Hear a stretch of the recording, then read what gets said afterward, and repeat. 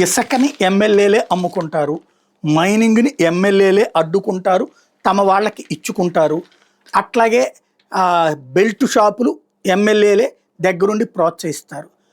అన్నీ కనబడుతూనే ఉంటాయి. మనం రెవెన్యూ ఇన్స్పెక్టరు ఎమ్మెల్యే కోరిన వాళ్ళని పెట్టాలి.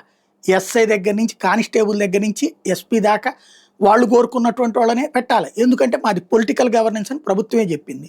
మా వాళ్ళు తింటే తప్పేంటి, ఇదివరకు కూడా తిన్నారు అన్నటువంటిదే చెప్పుకొస్తున్నటువంటిది.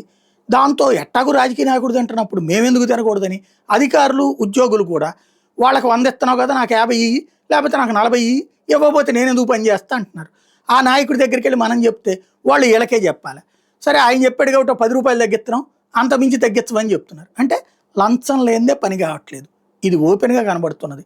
బట్ ఏం లేదు, అంత అద్భుతంగా ఉందన్నటువంటిది ఆంబుంబుష్ ఆల్జేబ్రా అని చెప్పేసి మాట్లాడుకునేటువంటి పరిస్థితి. మన పత్రికల్లో విచిత్రమైనటువంటి వార్తలే రాసుకొస్తారు.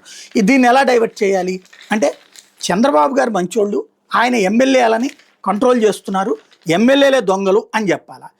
చంద్రబాబు గారు తాజాగానట కట్టు తప్పుతున్న ఎమ్మెల్యేలతో మాట్లాడండి, వాళ్ళు మీ మాట అనకపోతే నాతో చెప్పండి, నా పేరు చెప్పండి, ఆ తర్వాత కాకపోతే నా పేరు చెప్పండి అని నిన్న మంత్రివర్గ సమావేశం అయిపోయాక చెప్పారట. ఇంతకీ ఆ ఎమ్మెల్యేలను తినమని చెప్పింది ఎవరు, తినేయడానికి వదిలేసింది ఎవరు, బాధ్యతాయుతంగా నిజాయితీగా ఇలాంటి వాటిని కంట్రోల్ చేసేటటువంటి వాళ్ళ అధికారులందరినీ పక్కకి తప్పించి బానిసలుగా పనిచేసే అధికారులని ఉద్యోగులు పెట్టింది ఎవరు, దాన్ని కవర్ చేసుకొచ్చేటందుకు ఈ వార్తలు ఎందుకోసం అంటే, అంతే మేము రాస్తాం మీరు నమ్మండి అంటే, ఇది ఒక రాజకీయ నిరంతరం మన చుట్టూ జరిగేటటువంటి చట్టం అన్నమాట.